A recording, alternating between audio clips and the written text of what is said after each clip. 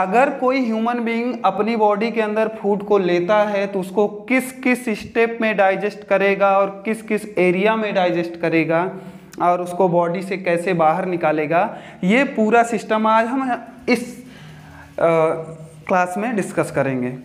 अब आगे हम समझते चलते हैं एक-एक चीज़ों को। सबसे पहले स्टार्ट हो जाता है ये एरिया जिसे हम बोलते हैं माउथ। ये कहीं पे माउथ लिखा होगा, कहीं पे आपको लिखा हुआ मिलेगा ओरल कैविटी, या आपको कहीं कहीं लिखा हुआ मिलेगा बक्कल कैविटी।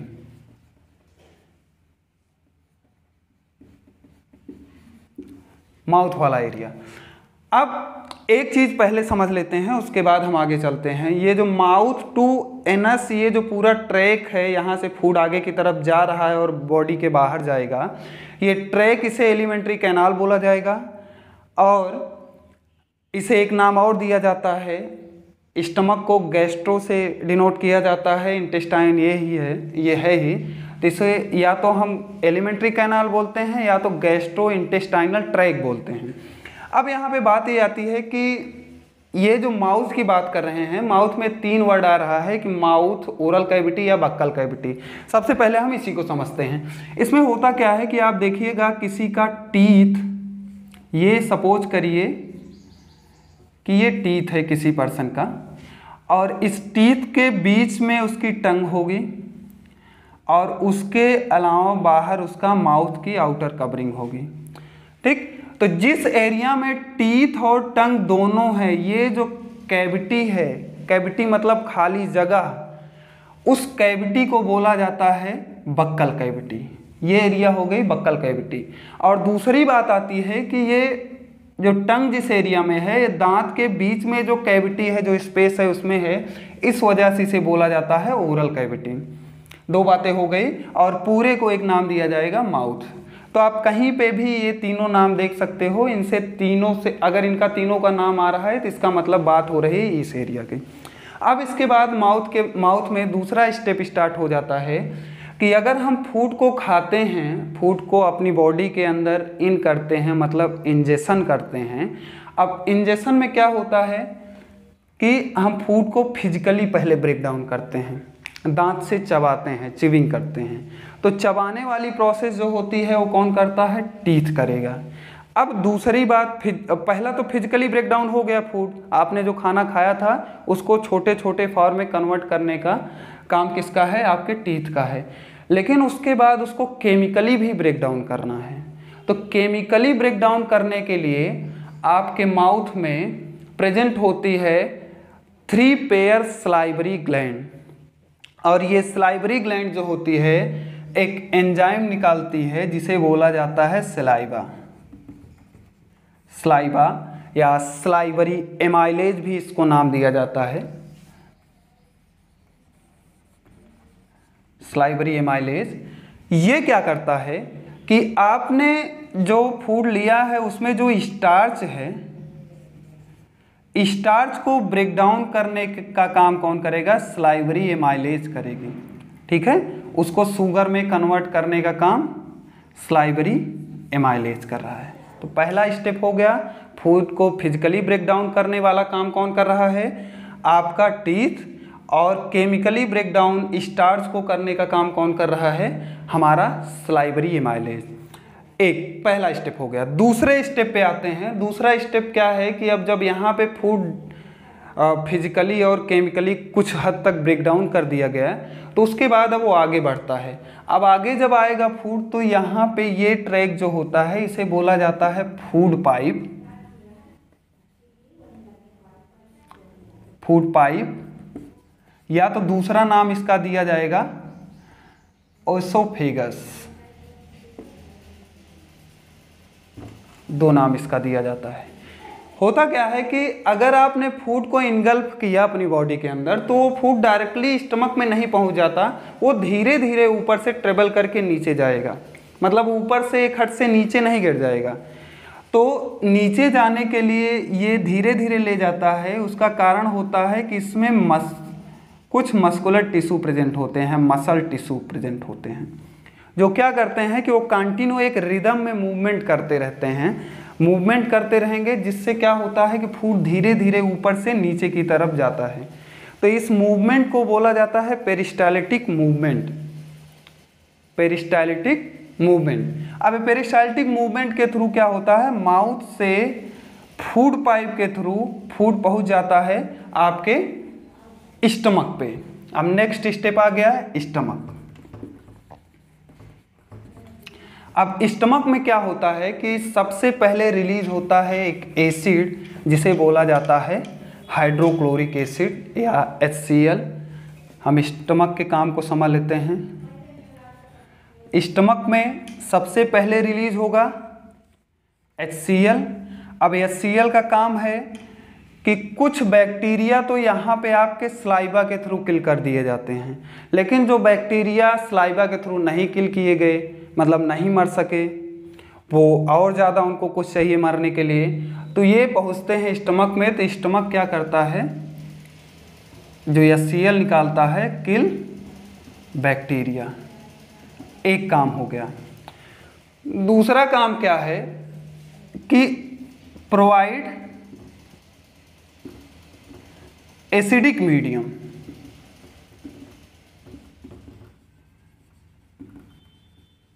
मतलब स्टमक के अंदर जो भी एंजाइम बनेंगे जिससे फूड डाइजेस्ट होगा, वो एंजाइम एक्ट करे, उसके लिए पहले फूड को एसिडिक मीडियम में कन्वर्ट किया जाता है। तो एसिडिक मीडियम में कौन कन्वर्ट कर रहा है, HCl कर रहा है। और तीसरा होता है active gastric enzyme. Gastric enzyme कौन कौन से होते हैं इसको समझ लीजिए।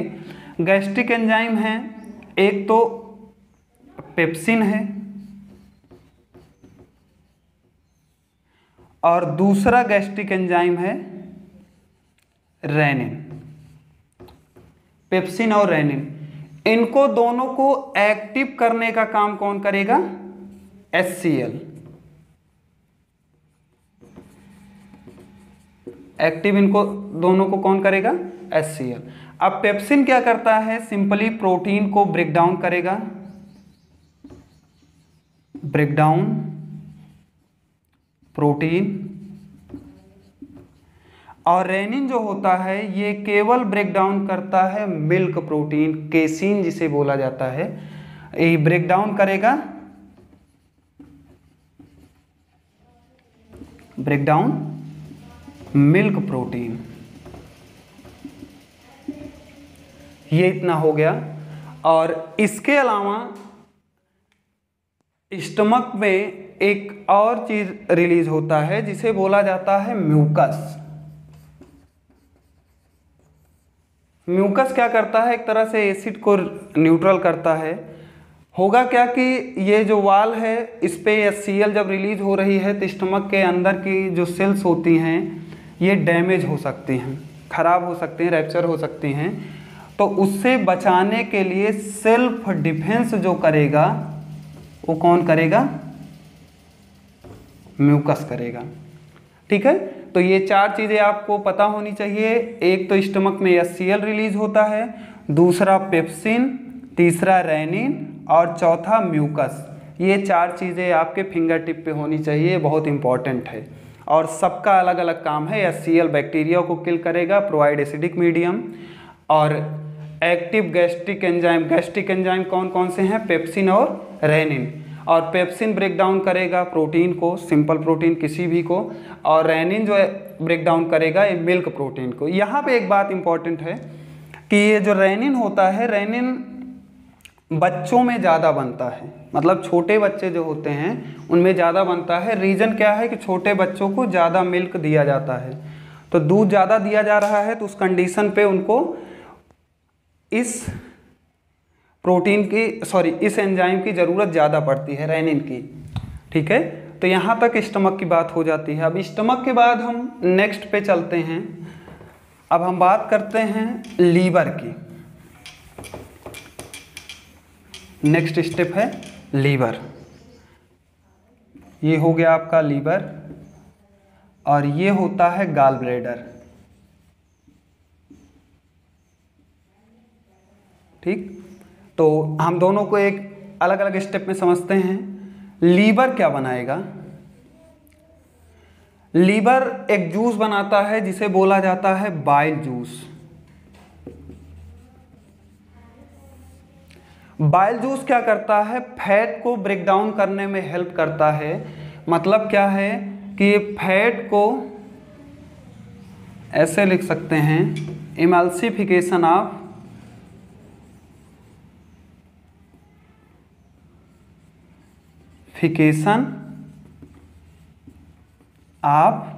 फैट। आप ऐसे कह सकते हो सिंपली कि फैट को ये ब्रेक डाउन करने में हेल्प कर रहा है। दूसरी बात क्या होती है कि एसिड को न्यूट्रल करना है। अब यहाँ पे एसिड रिलीज होता है तो एसिड की ज़रूरत नहीं है, तो उसको बेस में कन्वर्ट करना है। मतलब कि एक तरह से बाइल जो होता है एसिडिक से बेसिक में कन्वर्ट कर रहा है। मतलब कि हम ऐसे कह सकते हैं, इट प्रोवाइड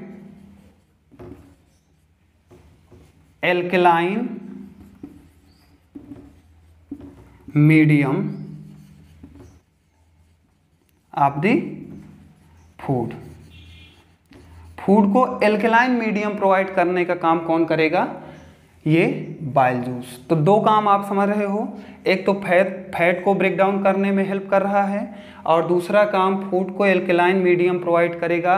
अब इस एल्कलाइन मीडियम प्रोवाइड करने से एक बेनिफिट होगा कि ये जो पैनक्रियाटिक जूस है ये ठीक से उस फूड के ऊपर काम कर पाएगा। मतलब कि अगर एसिड मिक्स रहता तो ये पैनक्रियाटिक जूस उतना अच्छे से काम ना कर पाता। तो उसके लिए बाइल जूस ने एक्ट किया और उसको एल्कलाइन मीडियम में कन्वर्ट किया, तो उस कंडीशन पे ये पैनक्रियाटिक जूस जो है ये अपना काम कर पाएगा ठीक से। एक बात हो गई। दूसरी बात आती है गाल ब्लैडर की। गाल ब्लैडर का काम है ये स्टोर बाइल। अब बाइल जूस जो है ये हमेशा इस लीवर में बन रहा है। अब लीवर में बन रहा है तो जब ज़्यादा होता है तो वो स्टोर हो जाता है गाल ब्लैडर में। अब गाल ब्लैडर में स्टोर हो गया, उसके बाद जब ज़रूरत पड़ेगी जैसे जैसे वो निकलता रहेगा। अब निकलने के लिए अब आगे ये जो ट्रैक है आप देख रहे हैं, ये ट्रैक पीछे से, ये जो स्मॉल इंटेस्टाइन यहाँ से स्टार्ट हो गई, इस ट्रैक के पीछे की तरफ से आके ये जुड़ रहा है पैनक्रियाटिक डक्ट में। मतलब पैनक्रियाज की जो पाइप आपकी एलिमेंट्री कैनाल में जुड़ रही है उसी पाइप से जुड़ रहा है आपका बाइल डक्ट भी। मतलब आप देख रहे हैं कि ये पैनक्रियाज की डक्ट है, उधर से आ रही है और इसमें आके जुड़ रहा है आपका बाइल डक्ट और ये सीधा आगे आपके जाता है एलिमेंट्री कैनाल में। ठीक है, मतलब कि एलिमेंट्री कैनाल से जुड़ता डायरेक्टली आपका पैनक्रियाटिक डक्ट है और उसी पैनक्रियाटिक डक्ट से जुड़ा होता है ये बाइल डक्ट। ठीक, तो अब ये हो गया गाल ब्लैडर का काम और लीवर का काम। अब उसके बाद पैनक्रियाज का काम अब हम समझते हैं कि पैनक्रियाज कैसे काम करता है या पैनक्रियाज का वर्क क्या होता है। पैनक्रियाज ये कैसे एक्ट करेगा इसको बताते हैं हम।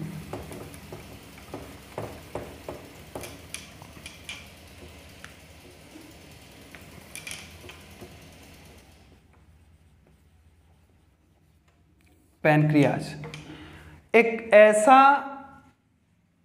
ऐसी ग्लैंड है पैनक्रियाज जो कि मिक्स ग्लैंड बोली जाती है। अब इसको हम नेक्स्ट चैप्टर में मिक्स ग्लैंड क्या होती है उसको डिस्कस करेंगे। आप सिर्फ इतना समझिए कि पैनक्रियाज क्या काम करता है। पैनक्रियाज से निकलता है पैनक्रियाटिक जूस।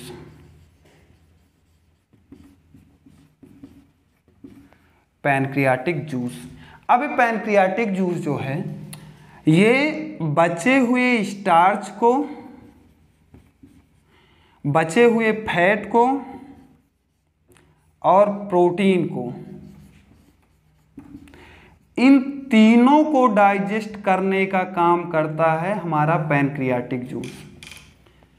मतलब स्टार्च जो बचा हुआ रह गया यहाँ पे नहीं डाइजेस्ट हुआ, प्रोटीन कुछ यहाँ डाइजेस्ट हुआ कुछ हद तक और उसके अगले स्टेप तक डाइजेस्ट होगा कहाँ पे, पैनक्रियाज में। और तीसरी बात आती है फैट जो यहाँ पे डाइजेस्ट हुआ है, कुछ बाइल जूस से जो डाइजेस्ट होने की प्रक्रिया हुई है, उसके बाद कंप्लीटली फैट को डाइजेस्ट करने के लिए कौन काम कर रहा है? आपका पैनक्रियाज। ठीक है, ये पैनक्रियाज का काम हो गया यहाँ तक। अब उसके बाद बाइल जूस और पैनक्रियाटिक जूस सीधा जब इसमें आएगा तो जहाँ पे जुड़ रहा है यहीं से स्टार्ट हो जाती है आपकी स्मॉल इंटेस्टाइन। मतलब जो भी जूस इसमें और इसमें निकला है वो सीधा जाता है स्मॉल इंटेस्टाइन में और फूड में मिक्स हो जाता है। अब फूड में जब वो मिक्स हो जाएगा तो उसके बाद क्या होगा, अब बताते हैं आपको। कुछ चीज़ें पहले समझ लेते हैं, उसके बाद हम डिस्कस करते हैं इसको। हमने क्या बताया कि स्मॉल इंटेस्टाइन,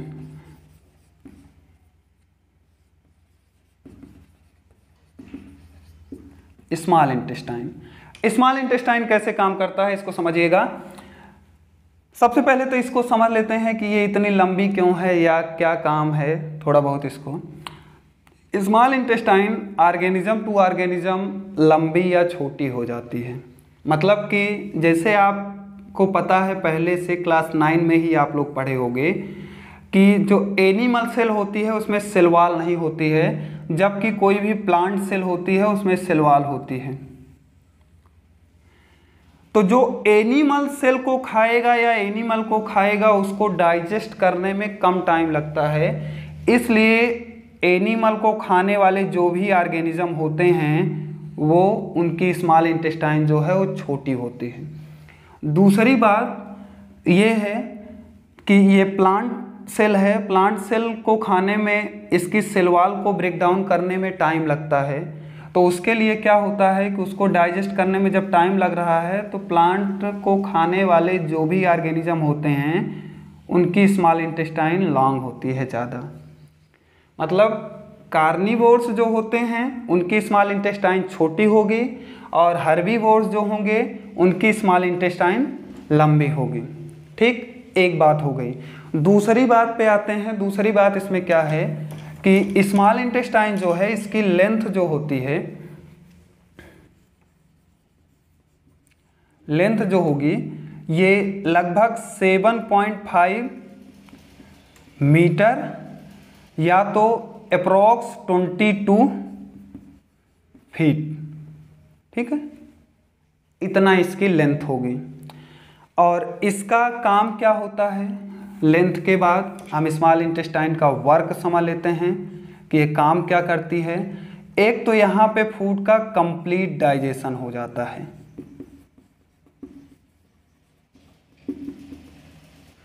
क्योंकि कुछ चीज़ें स्टमक में डाइजेस्ट हो गई है और बचता है इसका पैनक्रियाज का और लीवर का, तो इसका भी जूस जो है स्मॉल इंटेस्टाइन के अंदर ही जाता है। तो ये आगे जाता है तो इसी स्मॉल इंटेस्टाइन के अंदर ही सारा फूड को डाइजेस्ट करता है। कंप्लीटली फूड का डाइजेशन जो होगा वो कहाँ पे होगा, स्मॉल इंटेस्टाइन। और इसका एब्जॉर्प्शन ऑफ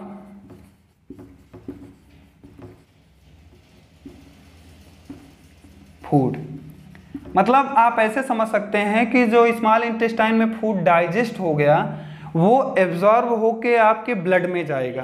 तो ब्लड में जाने के लिए जो ट्रैक यूज करता है वो कौन होता है, स्मॉल इंटेस्टाइन। मतलब स्मॉल इंटेस्टाइन में जो भी फूड है ये अगर डाइजेस्ट हो गया है तो ये सीधा ब्लड में जाएगा स्मॉल इंटेस्टाइन से ही। तो आप ऐसे समझ सकते हैं कि मान लीजिए ये स्मॉल इंटेस्टाइन है और इसको हम ऐसे एक ट्रांसफर सेक्शन इसका काटते हैं और देखते हैं तो स्मॉल इंटेस्टाइन के अंदर ऐसे ऐसे बहुत सारे प्रोजेक्शंस होते हैं जिसे बोला जाता है विली। यही विली जो होते हैं फूड का एब्जॉर्प्शन करने में हेल्प करते हैं। मान लीजिए यहाँ पे फूड है और यहाँ पे ब्लड की वेसल्स गई हैं, ब्लड वेसल्स। अब क्या होगा कि जो फूड डाइजेस्ट हो जाएगा, डाइजेस्ट होने के बाद सीधा एंट्री कर जाएगा आपके ब्लड वेसल में, और किसके थ्रू, विली के थ्रू। और ये विली प्रेजेंट कहाँ पे होती है, आपके स्मॉल इंटेस्टाइन पे। तो आप समझ पाए स्मॉल इंटेस्टाइन के काम को। कंप्लीट डाइजेशन ऑफ फूड कहाँ होगा, स्मॉल इंटेस्टाइन में। दूसरा एब्जॉर्प्शन ऑफ फूड कहाँ पे होगा, स्मॉल इंटेस्टाइन पे। ये बात यहाँ तक आ गई। उसके बाद एक और लास्ट पॉइंट आता है कि स्मॉल इंटेस्टाइन जो है इसके 3 पार्ट होते हैं। 3 पार्ट होते हैं। इसमें जो ऊपर वाला पार्ट है इसे बोला जाता है डियोडिनम।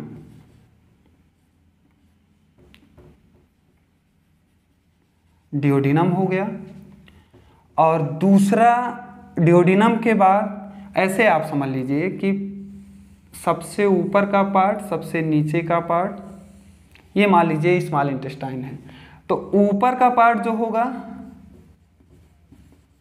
डियोडिनम होगा, उसके बाद जो स्मॉल इंटेस्टाइन का पार्ट होगा वो होगा जेजुनम,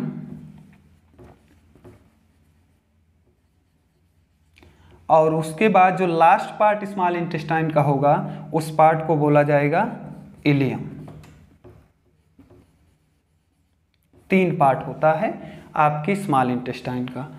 अब इसके बाद स्मॉल इंटेस्टाइन यहाँ पे ख़त्म हो जाता है और स्मॉल इंटेस्टाइन के बाद जस्ट आपकी स्मॉल इंटेस्टाइन जुड़ जाती है आपके लार्ज इंटेस्टाइन से। तो अब यहाँ पे हम इसके जस्ट बाद लार्ज इंटेस्टाइन पे बात करेंगे। लार्ज इंटेस्टाइन में एक खास बात है कि जब इसमें फूड एंट्री किया, इसका मतलब स्मॉल इंटेस्टाइन में जो फूड डाइजेस्ट नहीं हो पाया वो अनडाइजेस्टेड फूड जो है, जो हमारी बॉडी डाइजेस्ट नहीं कर पाती है, उसको कहाँ पे भेजेगी? लार्ज इंटेस्टाइन पे। लार्ज इंटेस्टाइन को समझ लेते हैं थोड़ा सा। लार्ज इंटेस्टाइन की लेंथ जो होती है, ये लेंथ होगी लगभग 1.5 मीटर, इतनी होगी। और उसके बाद क्या होता है कि ये जो लार्ज इंटेस्टाइन है इसका फंक्शन क्या है? फंक्शन होगा एब्जॉर्प्शन ऑफ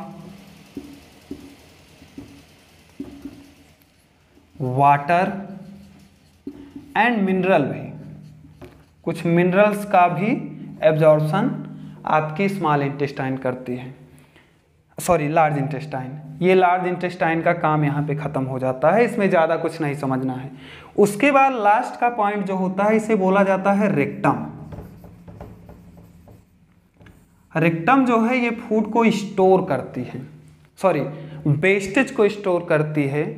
हम ऐसे समझ सकते हैं कि जो फूड अनडाइजेस्टेड है और बॉडी को उसे बाहर करना है तो उसको कहाँ पे स्टोर कर देगी? ले जाके रेक्टम पे।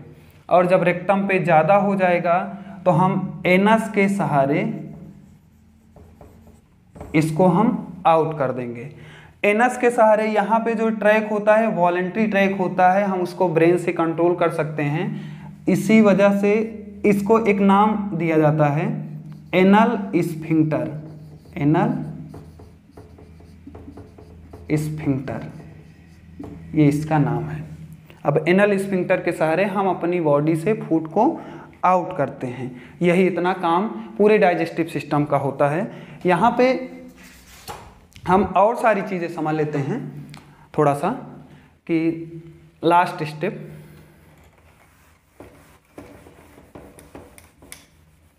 बहुत इम्पॉर्टेंट है, ये 2 मिनट में हम समझा देते हैं। आपको याद हो, अगर आपने अमीबा पढ़ा है, नहीं पढ़ा है तो उसमें जाके इसके पहले वाला लेक्चर आप देख सकते हैं। उसमें हमने बताया है कि जो फूड लेने का स्टेप होता है वो 5 होता है। उस 5 स्टेप में एक होता है इंजेक्शन, फूड को इन किया जाता है और उसके बाद फूड को डाइजेस्ट किया जा रहा है, डाइजेशन किया जा रहा है और डाइजेशन के बाद उसको एब्जॉर्ब कर रहा है स्मॉल इंटेस्टाइन। एब्जॉर्प्शन के बाद वो चला जाता है सेल के पास, सेल उसे यूज करके एनर्जी बनाती है तो उसे एसिमिलेशन बोला जाता है। और उसके बाद जो बचा हुआ वेस्टेज रहता है वो बाहर जाता है, उसे बोला जाता है इजेशन। ठीक है, ये 5 स्टेप आपको अगर नहीं समझ में आ रहा है तो आप इसके जस्ट पहले वाला क्लास देख सकते हैं, उसमें कंप्लीटली आपको ये सारी चीज़ें पता चल जाए।